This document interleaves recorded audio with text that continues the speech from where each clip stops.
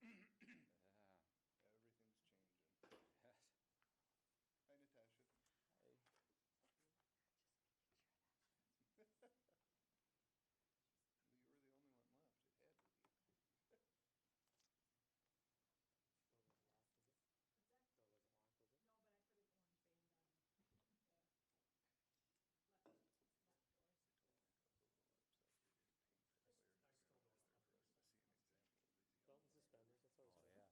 You were the only one left. It had to be. He's holding that again. Yeah. Yeah. That's pretty good.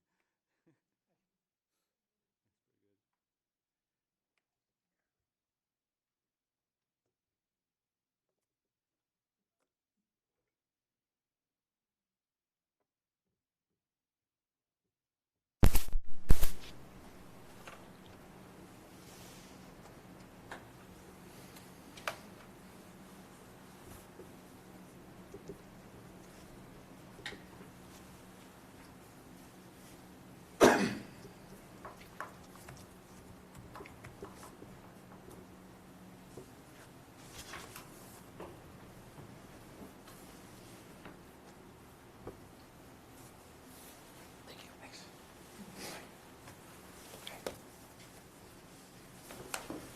Okay, Google says it's 4 o'clock. Let's call our meeting to order. Harry, can you take the roll, please? Mr. Eberl, Here. Mr. Kepler, Here. Mr. Miller, Here.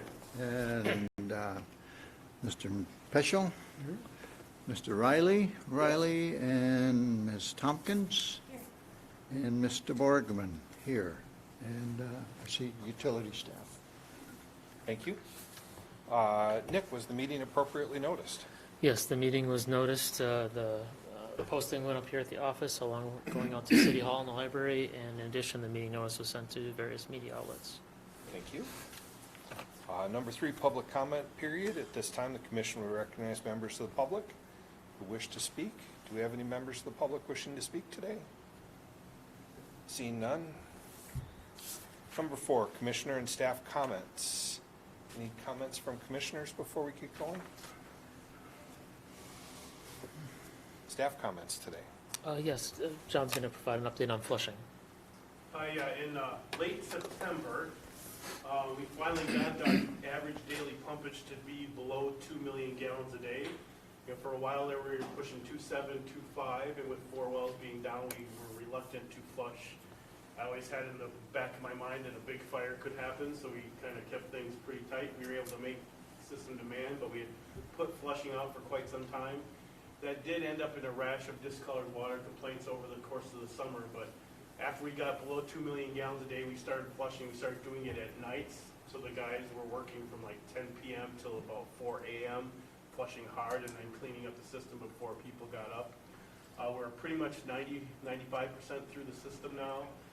We've stopped doing it at nights, though. Now these last 2 weeks, we are doing it during the day again, because a couple of weeks ago, we caused some icing on one of the streets pretty good because of the freezing temperatures at night and the sheet flow across the pavement. So we stopped doing it at nights. We're only doing it during the days now, but by the end of this week, we should be done flushing the system, so we should be back to square one once again.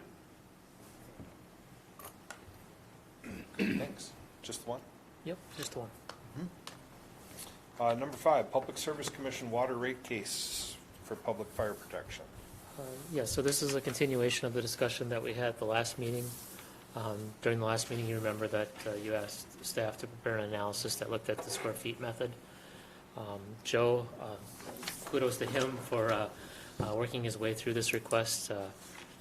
As part of it, he also reached out. There's 5 communities that currently use this method, or I should say in 2017 used this method. Of those 5, 4 of them got back to him. Of those 4, 2 of them actually have already switched to meter method.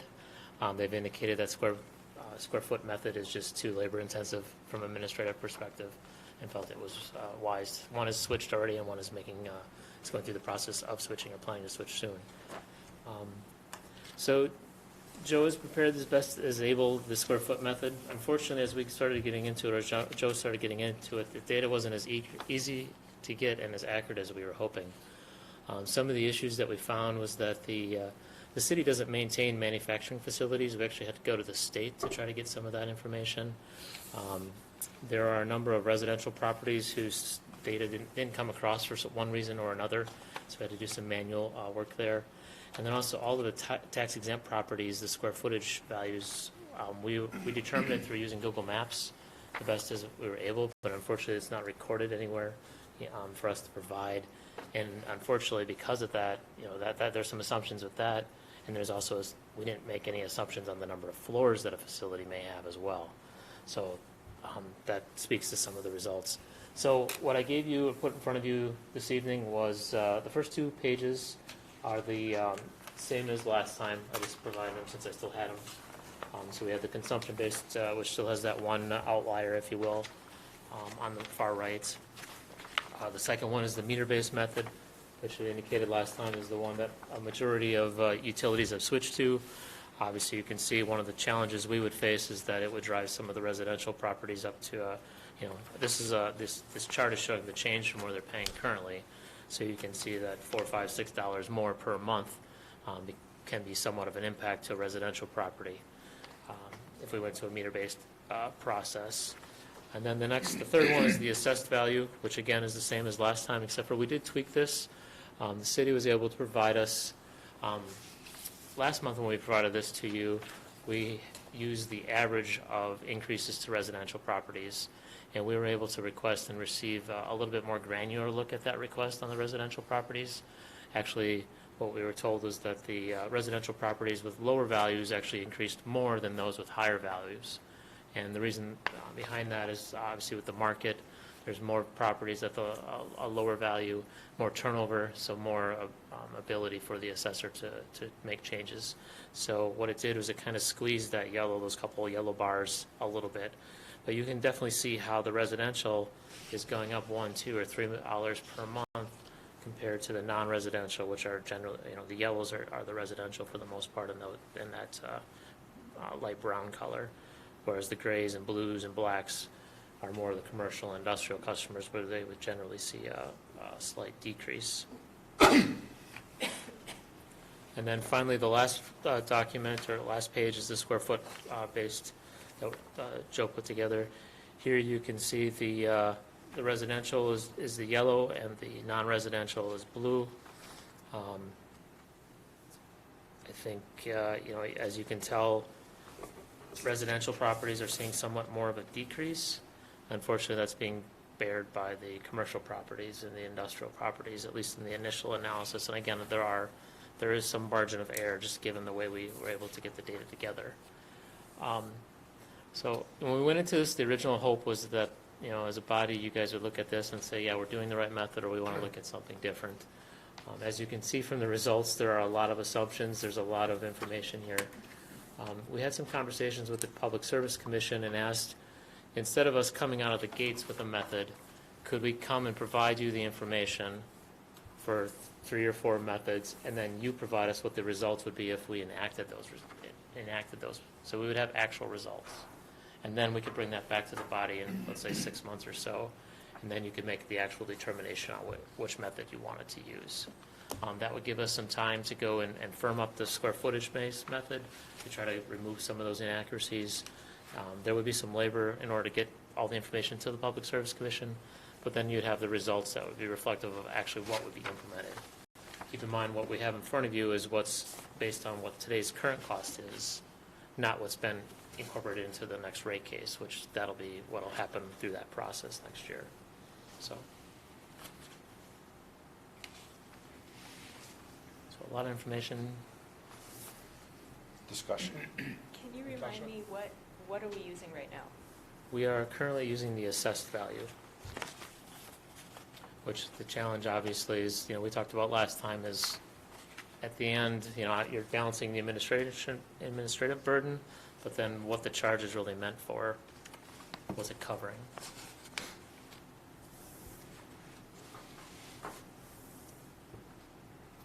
Is the administrative burden of the assessed value method part of the cost that makes up the rate? Is it paying its own administrative burden? I would guess probably not. I would guess that the PSC doesn't necessarily isolate or ask for that information as they develop the rates. They're looking more at the increase in main size is the hydrants, the O&M related to those assets, not so much the labor hours on an annual basis that our team is using. Harry, did you have a question? Well, as I look at these four different scenarios, obviously the assessed value-based impact impacts the least, and both in terms of numbers and in dollars. I wonder if we cannot put in the system some sort of a formula where we continue to use the assessed value-based impact reduced by 50%. Reason? Well, then a third of the users would see $1.50 increase rather than $3. A third will see $1 increase instead of $2, and the rest will see 50-cent increase. I think just, I want to make sure I frame this correctly, is that, this was based on the rate case that happened in 2017. So there's a fixed cost for all of the hydrants, all the cost that's being split amongst the users was about 1.3 million in that rate case. That number has grown to about 1.5 million currently. So that 1.5 is what's represented on these sheets right now. When we go through the rate case, I definitely know the number's going to increase from the 1.3, but it might eclipse the 1.5. It might be 1.7. Sure. That's got to be split. So that might change how this makeup looks a little bit. Also keep in mind that this is our best. The PSC doesn't give us tools to say, here's how it's done. We took our best assumptions based on our knowledge of the systems and made this presentation for you. Ultimately, the PSC might come back and show something slightly different than what you're seeing here. Mm-hmm. Natasha?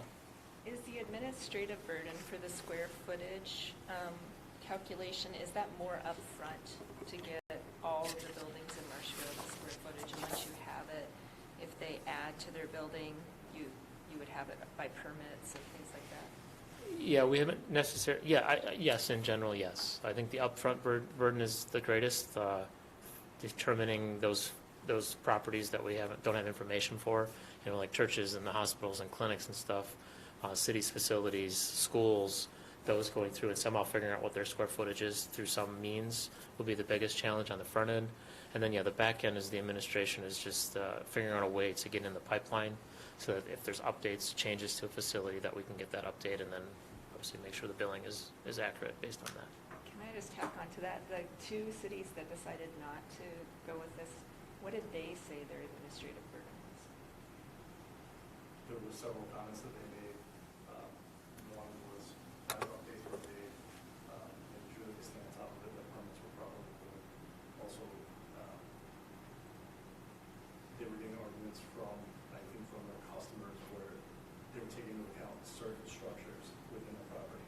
And then for commercial, they were following a different method versus what residential. So residential, it was above ground square footage, and commercial was every structure on that parcel. So they weren't really following the same methodology based upon residential or commercial, and that was causing conflict as well.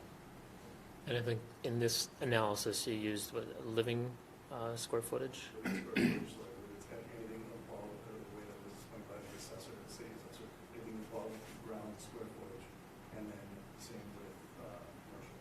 So whatever we could easily access, we were trying to, anything that had to be manual without go to the assessor page. That way, if we did proceed with this, it'd be easy for a customer to see it's a living square footage that's shown on the assessor. So it doesn't include garages, doesn't include outbuildings, especially in the residential setting. This is just living square footage, primary residence. Mike? I think one of the downfalls I see on the assessed value is exactly what we're going right now with the assessed value by the city with the reassessment that was done. I think this is probably reflecting what we're seeing is residential properties saw roughly a 50% average increase and commercials like 16, 17, which would explain what's happening here. And I don't know, maybe in time that comes around the other way, but it kind of gives me heartburn to see the homeowners getting hammered like this. They're already getting it on the tax end, so it's concerning, but I don't know what the proper way to do it is. And kind of to piggyback that onto Natasha's comment before, I think on an annual basis, we're having to go through and basically look at all properties to figure out which ones have changed. Mhm. And then if it's an apartment complex, you have a full value, and then you have to figure out how many units. And go, it's very intensive to go through that process. A lot of opportunity for error. Nate? Correct me if I'm wrong then, Nick, if you take that, the new 1.5 million and we go back to where it was, this would all just be flat, right, the assessed value? There wouldn't be any increases, correct? If you took that additional 300,000 or 200,000 from the rate case out? Yeah, if the city had not completed a reassessment currently, everyone's would have gone up by the same rate. However, obviously, if you have a larger property, a more expensive property, it would, the true dollar amount would be more. But the It rate, went up by a percentage, am I correct? Like a 2% increase? I think the question you're asking, Nate, is if the assessment for fire protection, if the total amount we needed didn't change, but the city did a revaluation, would people's individual charges change? No, it was, the 1.3 million was before the 2017 VAT rate case, you said? Mhm. Was the cost, and then it went to 1.5 now, right? correct. And so what's happened is, we have a rate that was established in 2017, and that's per 1,000, just like a tax rate. And as properties increase in value through not through this reassessment, but the annual reassessments that occur, or corrections, or new properties have come on, that's what's generated the additional revenue. Okay. I got you. Okay. I thought it was something else. Perfect, thank you.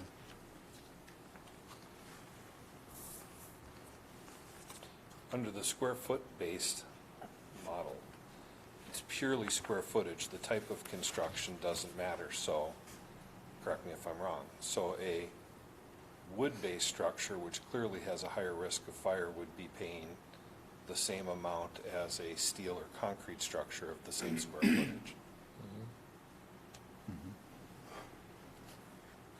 Okay. Yes, ma'am? That was what I was been thinking, is that there doesn't really seem to be a fair way to figure this out. I mean, I live in over 100-year-old wood frame house that's got no fire suppressant type material, but I've got a fire hydrant right across the street on one side and 50 feet down on the other side, so I'm well covered for fire hydrants. Where does that compare to a brand-new building like this that's, up to all the codes?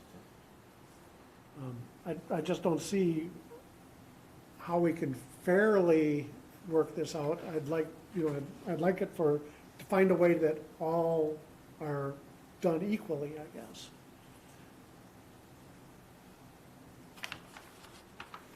I don't know that there is a system that equitably does any of it, does it? In which case, the argument would be, take the one with the lowest administrative cost. Exactly.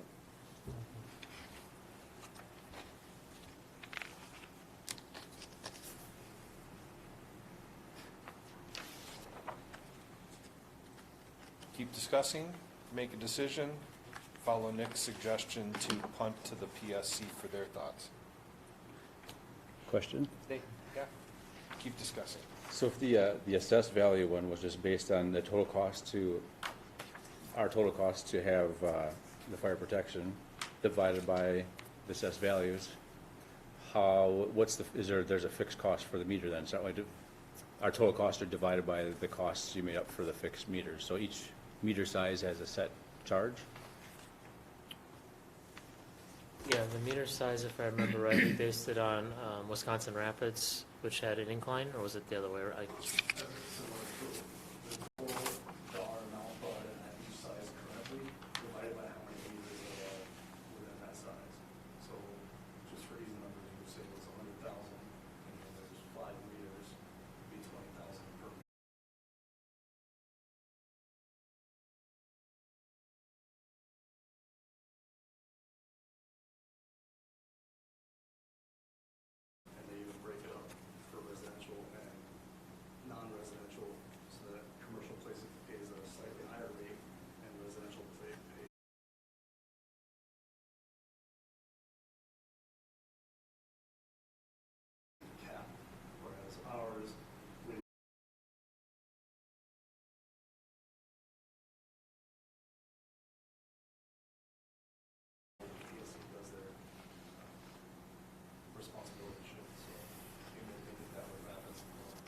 Okay. Thank you.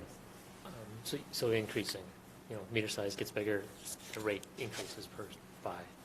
I think one of the challenges, you think about Rapids compared to us, just as a general idea, is that we have that accelerated depreciation, that nearly $600,000 that we're getting through our rates to help replace water mains at an accelerated rate. So what that does then is that means we're replacing water main, which has a component to this because we're upsizing the water main to help with fire protection. We're also replacing fire hydrants, so that there's the byproduct of us accelerating the replacement, or getting a replacement schedule in place so that we don't have a big bottleneck down the road, is creating this additional cost that now has to be distributed amongst this method. And that's why if you were to look at Rapids compared to ours, our rates may be 1.5 or 2 times more for this particular charge, because that base that we're trying to spread it across is higher.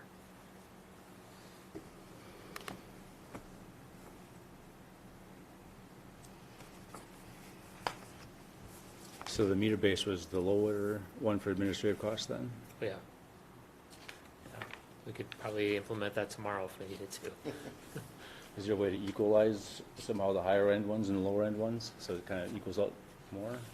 I think that's if the body decides to go to the Public Service Commission and letting us go through a couple, I think we can have those conversations and try to figure out, to come back with more definitive results and try to incorporate some of those concerns. Even with the volumetric, the consumption-based, the first one, is there a way that we can put a cap? And then maybe that one customer that's the outlier doesn't become the outlier, now they're in the middle. Some mechanism, and then maybe that method makes the most sense, I think. Will the PSC potentially give us other potential ways of doing it, or do they just address the methods that we're looking at? I think in that write-up from 16, they had 5 basic methods, which we've got 4 here, and the 5th one was meter service size versus the meter size. So, I'm sorry, water service size versus the meter. So those are typically the 5 that are out there. However, if we have a new way of slicing the bread, if you will, they'll obviously entertain it. Okay. We'll have to provide I think we have justification. to take it to them, though. Yeah. Sounds like it. Natasha? Well, I'm just wondering what you said about Wisconsin Rapids. Maybe there's a different rate for commercial versus residential. That would be a good question to ask them if you do take it to the PSCs, to say, how do you do that in other communities and what does that look like?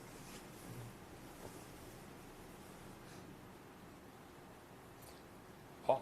It seems to me like, given the fact that we're kind of all over the place, I think the PSC is the next place to go. At least get their feedback. I think that's probably a good idea. Do we want to leave that completely to staff discretion, or do we want to say, give some direction that we would rather see industrial, commercial have a larger burden on the other side of this? Or, the stuff that Rapids is doing is a conscious decision on how that's being split up. If we send staff down to PSC, they're going to do the numbers, but I don't think they're going to apply any inequity. I mean, I like Rapids as an example, because I think having residential be somewhat lower rate than the commercial or non-residential, but I don't know what that gap should be. I think philosophically is about the best we could do. Yeah. That's kind of what I'd like to see, is something along those lines.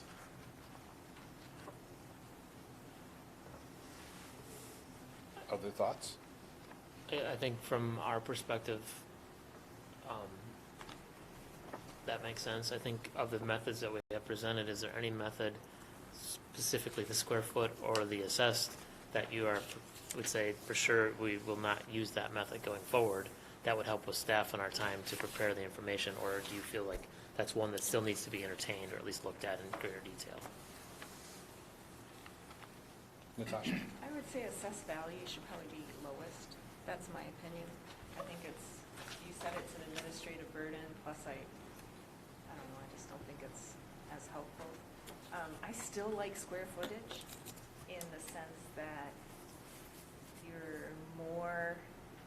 you're sharing the load with buildings that might not use a lot of water, but are still large buildings. And so, you know, if they ever did have a fire, it's still a large building. But I understand if that's difficult to do. Because it's just the meter base, there are gonna be buildings, and I'm just gonna say churches, that don't use a lot of water. If they get on fire, it's still gonna take a lot to put that building out.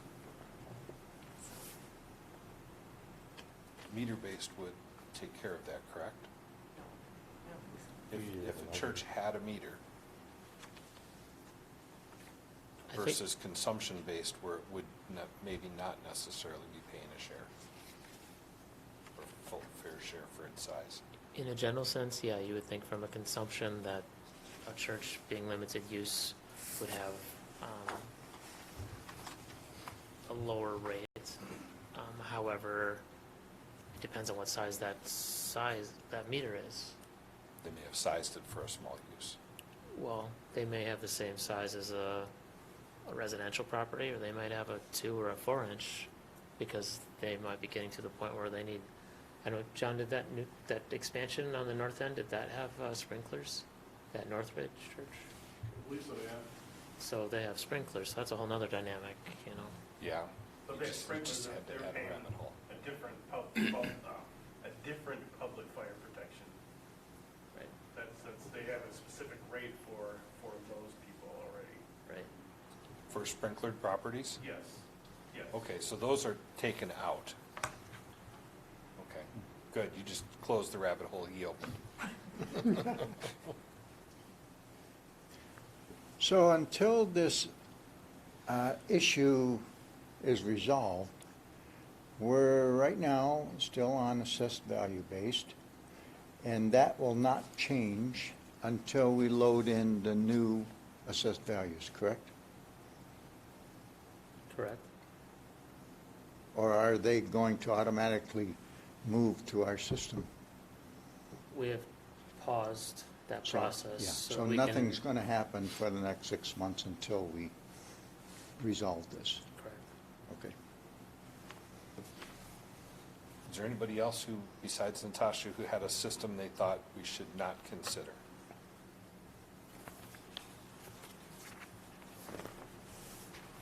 I would throw out consumption-based too. Those are the two I would throw out. So these are the two favorites so far. Yeah. I would throw out square footage and assessed value and leave the consumption and meter based. I'd throw out assessed value and keep the other three. I'd throw it to PSC. I don't think you're getting a lot of consensus. Let them All right, is there consensus staff should take that to PSC? Yes. Yes. All right, so consensus. Moving on, number 6, fire hydrant colors, to a more colorful topic. The memo that I included shows that a change in fire hydrant color from our traditional Naperville orange to yellow, along with changing the cap colors to coordinate with flow rates, will better support our fire department staff when they need to use a fire hydrant.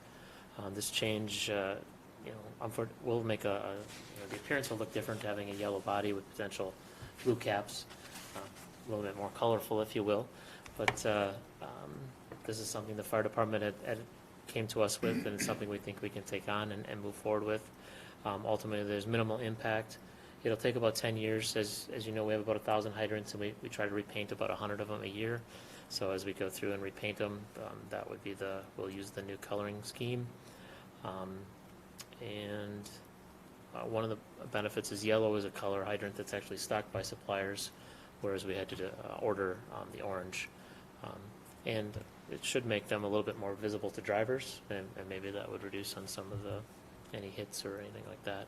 So this is really just for information only, that this is a change that we're working through, and just looking if you have any questions or any comments that we should consider. Questions? Seems to me 10 years is an awful long time. Can't we cut that in half by doubling the budget for it? Well, we didn't incorporate it into the O&M in item 8, but if you want to roll some more What, money what towards is the budget, you know? I Uh, didn't look it up. 15,000 for 100 hydrants? Yeah. Oh, per year? Yeah. Natasha? Okay, so I did call the fire department just to say, tell me about a fire, and if you have a hydrant with a color, what's this gonna do? And they said, right now, they're a little bit blind. If they can assume, like if they're on Main Street, that they have a big water main, and they can pull the water they need for a fire. But some neighborhoods, they don't know, and so there have been times where there were clay water mains, and they went to pull the water, and they actually broke the main because they were pumping too much, but they didn't know how much the capacity was. And so then they had to go and actually find another hydrant off that main, and it's just like, it's just a mess. So I kind of agree with Harry that it would be good to speed this up because I think it's a safety issue. Plus, some of our mains are pretty vulnerable. Like we have clay mains, and so it would probably help some of your mains. We don't have any. We don't clay mains anymore? No, that's the wastewater. Oh, Clay well, is something sewer, burst. but He we said have something cast burst. iron, we have two different versions of cast iron, we have ductile iron, we have some PVC and some HDPE. Probably the incident you're referring to is they hooked up to a hydrant that was only a 4-inch water main, and they pumped it basically dry, and it caused the main break. So then they had to move several valves down the system to get water again. And the So- issues we've seen is when you close a hydrant, or any valve for that matter, you have to be cautious on how you do it. If you do it too fast, you cause a water hammer event, and that's what leads to water main breaks. So again, nothing to do with the flow rate, it's more in the operation of the hydrant and making sure you're closing it and opening it correctly. They seem to indicate, though, that it would have been helpful for them to know what kind of main they had.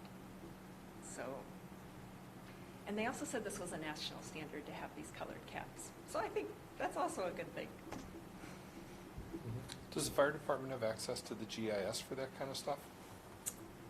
I think they're responding too fast. I don't think they can say, hey, just dispatch, go, get, I think they're hooking it up.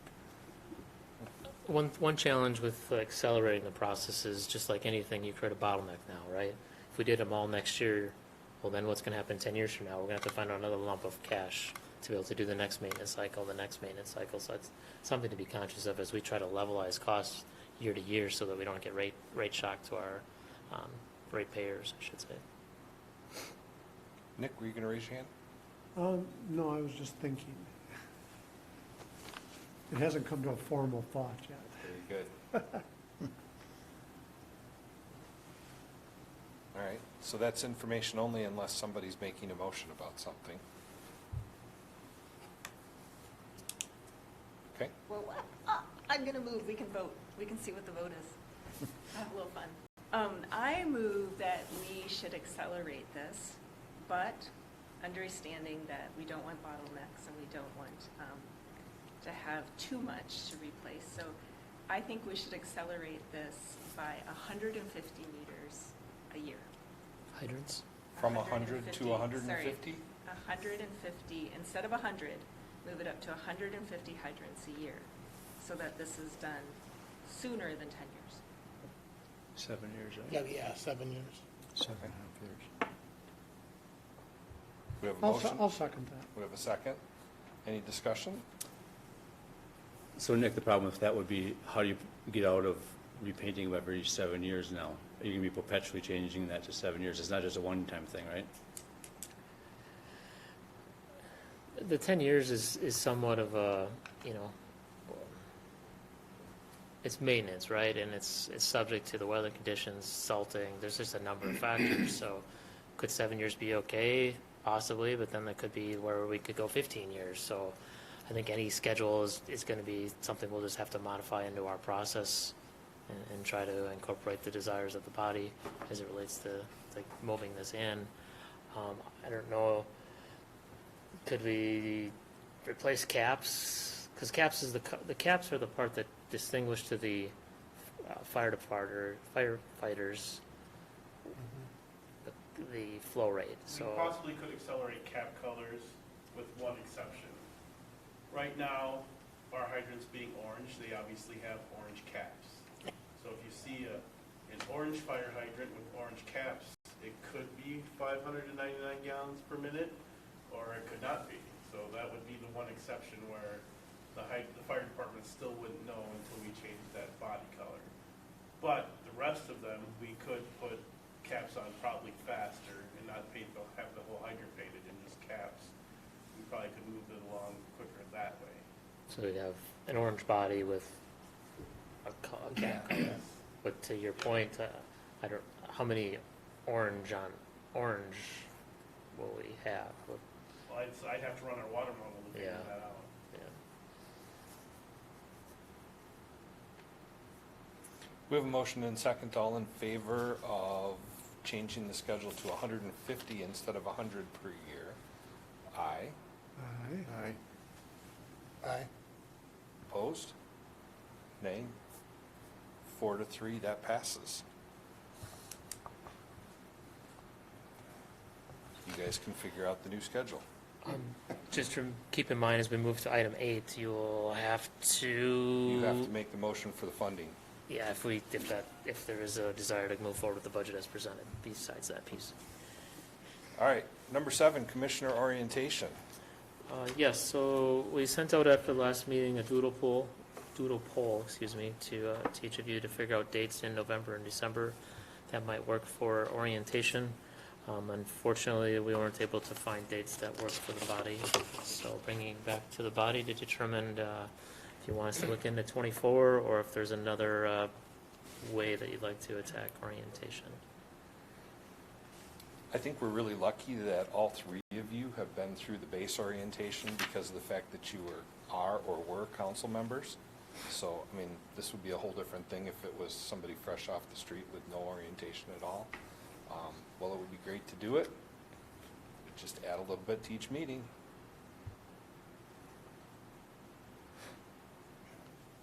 Thoughts, comments? I mean, by the time we look at January, you're going to be so smart on this already. I'm generally available most all the time. You probably weren't the problem on this one.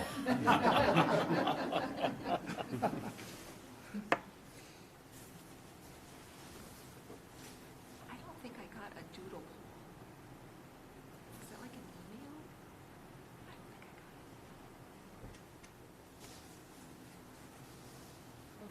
I got it. It was sent out multiple times, but I know even without your results, we still had an issue, so worked out okay.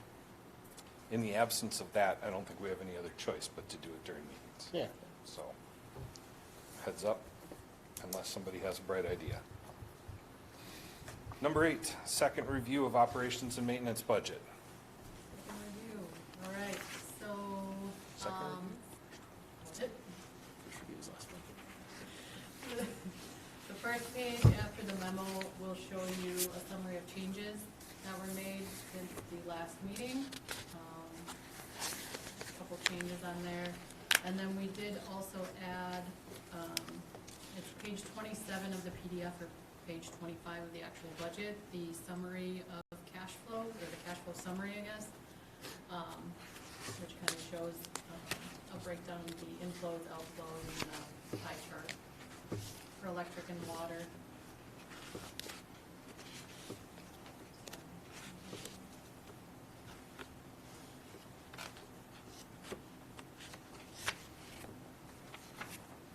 All right, and then on there, like I said, just shows the inflows, outflows, and then the net cash increases expected. I think there was one small change where with the interest, the dividend payment, we didn't have the communications portion filled in there. So that would be another about 9,000 added on. But are there any questions, I guess, just on the O&M piece of that? Okay, the forecast. Questions on the O&M? If we wanted to make the change to fund the previous change, how much are we talking? Between 5,000 to 10,000. I think you can just incorporate, if you decide that you want to move forward, I would say the motion should be, Incorporated in the motion. yeah, approve the budget as prepared with the exception of the hydrant color, which was previously approved, or something to that effect. Okay. So you have the O and M. Is there a motion to approve the O and M at this point? So moved. I'll second. With or without? Okay, so moved with the inclusion of $10,000 for the change in color of hydrants. About just taking the dollar out with the Okay, inclusion of with the the change. inclusion of the change for. Yeah, there you go. I'll second that. Second by Harry. Any further discussion? Did you, I'm sorry, did you have another section you want to go through in the O and M? Yeah, I mean, that, I don't think they technically approved the forecast, but if you want me to before they, that's more of a discussion and up to you. If you would like me to. That's the forecast. I'm sorry if I got ahead. No, go ahead. I think Back it you're- up. No, you're fine. What do you still need to cover? The rest is the cash flow forecast and then just the forecasted financials, which again, I don't think are necessarily approved per se. But I can- Let's get the whole picture before we Okay, vote. okay. So then, after the business plan narrative, we have the cash flow forecast. The second page of that shows the assumptions we used for the budget year and the forecasted years. And then there's a graph showing the minimum reserve versus the estimated actual for '24. And again, we get into kind of a summary of the inflows and outflows for each year, and then showing a net increase or decrease for each year, and that breaks down at the bottom of page 4 or 38 of the PDF by electric, water, communications, and then further down by our funds that we currently have. Then we go to the forecasted income statements. There's an assumptions page for the forecast as well, and then kind of the same format as the cash flow where we have each, the budget year compared to the forecast with the sales expenses, and then rate of return for electric, water, and communications.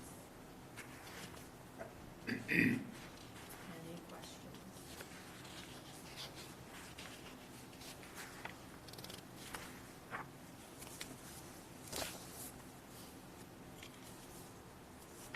So I think this is known, but I mean, as far as, coming from the council, obviously you do tax rates, things of that.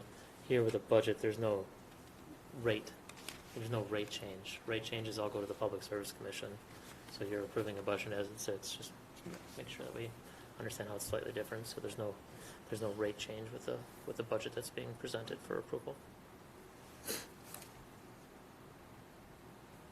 Other than what's already been approved prior by the body to go ahead with the water rate case at the end of the year for next year.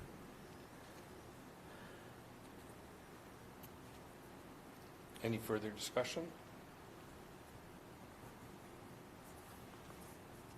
We have a motion and a second. All in favor? Aye. Opposed? Motion carries. Review of the capital budget. All right, second review of capital budget. Same as the O and M, there is a summary of changes on page 2 of the PDF right behind the memo.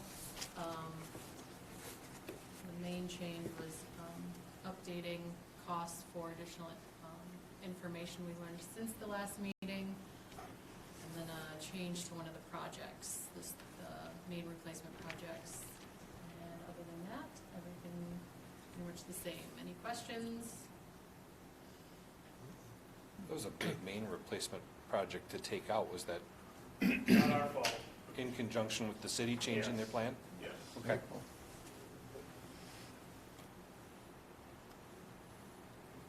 Other questions? I think the other thing I would mention as a nuance is with the electric budget is that, we present the budget here, and Tony has the targets that we've met, everything in that is lined up correctly. But what happens is, in the actual year, is that we get customer projects. Customer projects are all contributed by the customer for the most part.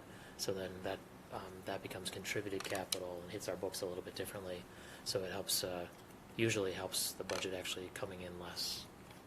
that extra safety guard, if you will. We usually get a couple $100,000 worth of customer projects each year, so.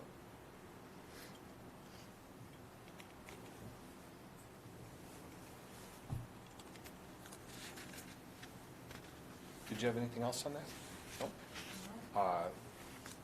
Is there a motion to approve the capital budget? So moved. By Nick, second by Nate. Any other discussion? All in favor? Aye. Opposed? Motion carries. Water treatment plant filter and under drain nozzle replacement bids. Yes, so in the packet, there was a bid recap. John worked with SEH and went out for water treatment plant filter media and then under drain nozzle replacements. There were 2 bidders for the project, and Stop Construction Corporation was the low bidder. SEH reviewed all their documents, all the information they provided, and feel they're a qualified contractor that's able to complete this project. And staff's recommending that the commission approve the bid for the project to Stop Construction for a total price of $627,000. Is there a motion to approve? To approve as recommended? Second. Second by Paul. Discussion, questions? All in favor? Aye. Opposed? Motion carries. Future commission meeting date for January. Yes, so I have a conflict in January. APPA hosts a joint action agent conference every year. I try to attend it as much as I can, and now with our involvement with Great Lakes Utilities, it's something that they encourage as well. So looking for the commission to modify the January commission date from January 8th and move it back 1 week to January 15th. Move to approve that change of date. What's that? I move to approve that change of date. Okay, we have a motion. I'll second it. Second by Harry. Any discussion? All in favor? Aye. Opposed? Motion carries. Number 12, job orders. Yes, so I have 2 job orders for consideration tonight. First is job order 5883, which is the complement to the bid package that you just approved for the water treatment facility filter sand replacement. So this is to replace those nozzles and the filter media. The project estimate is $720,000, and that's what you just approved in the capital budget as well. And then the other job order is job order 5892. This is to install the temporary PFAS removal facility at Southside Booster Station. So this is something that the commission approved the bids quite some time ago. Unfortunately, at that time, we didn't have final cost or all the known cost, and now we have that. So that's why the job order is coming at this time. So the capital budget and the O&M budget had dollars this year for this project, totaling $539,699. That was based on an assumption that the trailer system that we would be getting would be rented. And since then, we've pivoted to purchasing. So the job order is for $1,352,440.61. And so the budget, like I said, was $539,000, and we applied for safe drinking water loan for this project, and we received 70% principal forgiveness. So that request went up to a $1.7 million of potential funding at the top end. So that loan amount, if we got the full if we actually needed 1.7, would be $517,000, which is under the budget. So, sorry, there's lots of numbers there I was trying to explain, but basically, the amount that we'll outlay for this project is less than what we had budgeted by about $20,000, if indeed we went up to the full amount that we applied for with safe drinking water loan. Yeah. So, Move to approve. Motion to approve by Nate. Second. By Paul. Any questions, discussion? Yes. And forgive me for not knowing this, do you have like a communications or a marketing department? yes. When you get that installed, can you please blitz the city? Whether it's the city communications, the newspaper, like, let people know. Yeah. Yeah, we've done some preliminary, and we were on Channel 7, I think, when they did some PFAS investigation. We were part of that. And some good news is that I think John, or Eric met, Eric is the water department assistant manager, met with Staub, and actually they have all the parts, and they're starting to assemble the trailer, and it's hopeful that we'll have it in place before the end of the year. So originally we were thinking this would be a January completion, but things are looking good right now. Yeah. Good. All right, thanks for the suggestion. Yes. We have a motion and a second. All in favor? Aye. Opposed? Motion carries. Bills and payroll. Bills have been reviewed and certified good for payment. We have a motion for approving the bills and payroll by Mike. Second by Nick. Questions? Go ahead. I was just wondering, do you guys have like a corporate bike? Or Rock the Bike LLC? It was like a $2,500 bill. Yes. You have a corporate bike? It's like a bike that we can take to events and so forth, so it has like a charging dock or charging station. So, but it also has like a blender feature and spin art, so we can use it with younger kids, we can use it with college or high school level. Educational to show how much power it takes to do stuff. Okay. Mix a drink. I was just wondering. Mix a What was drink, the big deal? All right, we have a motion and a second. Any other questions? All in favor? Aye. Opposed? Motion carries. Previous meeting minutes from the meeting of October 9th. Is there a motion to approve those? So moved. Second. By Paul, second by Natasha. Any corrections? If not, all in favor? Aye. Aye. Opposed? Motion carries. Financial reports. All right, included this month are the October task report and the September financials. Any questions?